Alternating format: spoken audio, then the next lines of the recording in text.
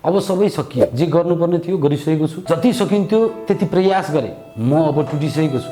10 number जर्सीको बोझ धेरै भारी छ, अब म यसलाई बोक्न सक्दिनँ। 26 जुन 2016 कोपा अमेरिका फाइनलमा चिलीसँग पराजित भएपछि फुटबलका जादुगर लियोनल मेस्सीले भनेका यी शब्दहरूले संसारभरका करोडौं समर्थकहरूको मन भत्किएको थियो। तर समयले एउटा रोचक मोड लियो। जसले 10 नम्बर जर्सीको बोझ ठेक्न नसक्ने बताएका थिए, तिनै मेस्सीले त्यसपछिका वर्षहरूमा कोपा अमेरिका जिते, विश्वकप जिते र फुटबल इतिहासकै महान खेलाडीहरूमध्ये एकमा आफूलाई स्थापित गरे। आज विश्वकप 2026 को महासंग्राम जारी छ।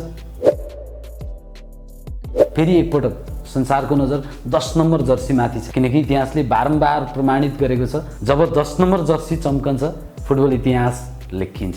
के तपाईलाई थाहा छ विश्व फुटबलका 4 सर्वकालीन महानायक पेले, डिएगो म्याराडोना, जिनेदिन जिदान र लियोनल मेसी, यी चारै जनाले 10 नम्बर जर्सी लगाएर विश्वकप ट्रफी उचालेका छन्। यो केवल संयोग मात्र होला कि वा 10 नम्बर जर्सी भित्र विशेष कुनै जादु पनि लुकेको छ?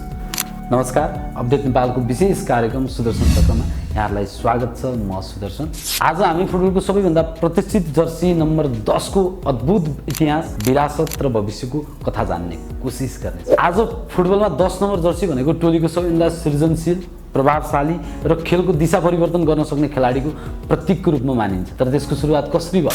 रोचक कुरा के छ भने यसको सुरुवात कुनै योजनाबाट होइन, एउटा सामान्य प्रशासनिक त्रुटिबाट भएको थियो। सन् 1958 को विश्वकप ब्राजिलियन फुटबल महासंघले खेलाडीहरूको जर्सी नम्बर सूची समयमा बुझाउन सकेको थिएन। फलस्वरूप फिफाका एक उरुग्वेली अधिकारीले आफैले जथाभावी नम्बर बाँडिदिए। त्यस क्रममा ब्राजिलका एक 17 वर्षीय किशोरको भागमा पर्यो 10 नम्बरको जर्सी। ती किशोर थिए पेले। सायद त्यो दिन उनलाई अर्को नम्बर परेको भए फुटबल इतिहास नै फरक पनि हुन सक्थ्यो। त्यही विश्वकपमा पेले वेल्स विरुद्ध गोल गर्दै विश्वकप इतिहासकै कान्छो गोलकर्ताको कीर्तिमानी पनि बनाए र अन्ततः ब्राजिललाई पहिलो पटक विश्व विजेता बनाए।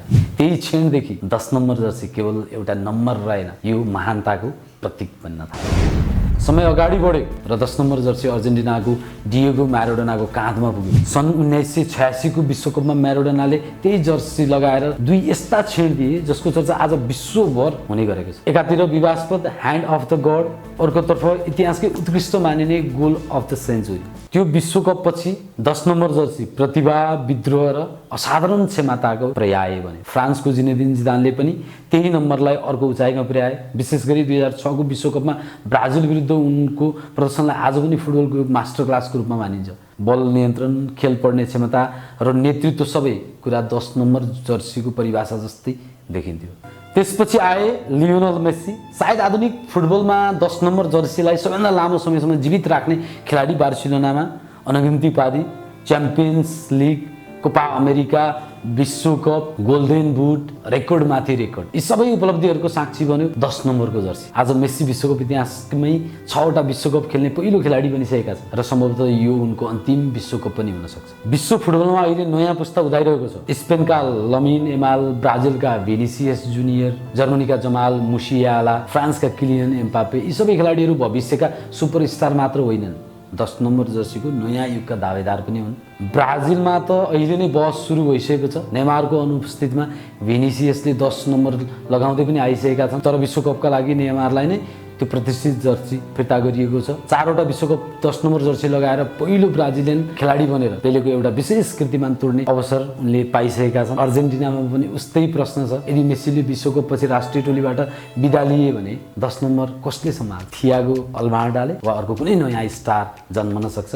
त्यही प्रश्नले फुटबल समर्थकहरूलाई उत्सुक बनाइ पनि रहेको छ। क्रोएसियाका लुका मोड्रिच पनि सम्भवतः 10 नम्बर जर्सीसँग आफ्नो अन्तिम विश्वकप खेलिरहेका छन्। त्यसपछि क्रोएसियाको 10 नम्बर कसको काँधमा पुग्छ त्यो पनि हेर्न बाँकी नै छ। फुटबलमा हजारौं नम्बर छन्, तर किन 10 नम्बर मात्र यति विशेष छ? किनकि यो केवल कपडामा छापिएको एउटा अङ्क होइन, यो विरासत हो, यो जिम्मेवारी हो, यो नेतृत्व हो र कहिलेकाहीँ सम्पूर्ण राष्ट्रको सपना पनि। पेलेबाट सुरु भएको यात्रा म्याराडोना, जिदान र मेसीसम्म आइपुगेको छ। अब हेर्न बाँकी छ विश्वकप 2026 मा 10 नम्बर जर्सीले फेरि इतिहास लेख्छ कि नयाँ युगको सुरुवात गर्छ। तपाईको विचारमा यसपटक विश्वकप कसले जित्ला र भविष्यको सर्वश्रेष्ठ 10 नम्बर तपाईँ कसलाई देख्न चाहनुहुन्छ? आफ्नो प्रतिक्रिया कमेन्टमा अवश्य गर्नुहोस्। यदि हाम्रो भिडियो मन पर्यो भने हामीलाई लाइक, शेयर साथै हाम्रो च्यानललाई सब्स्क्राइब गर्न नभुल्नु होला। म सुदर्शन, फेरि भेटौँला अर्को रोचक विषयका साथ। धन्यवाद, नमस्कार, शुभ समय।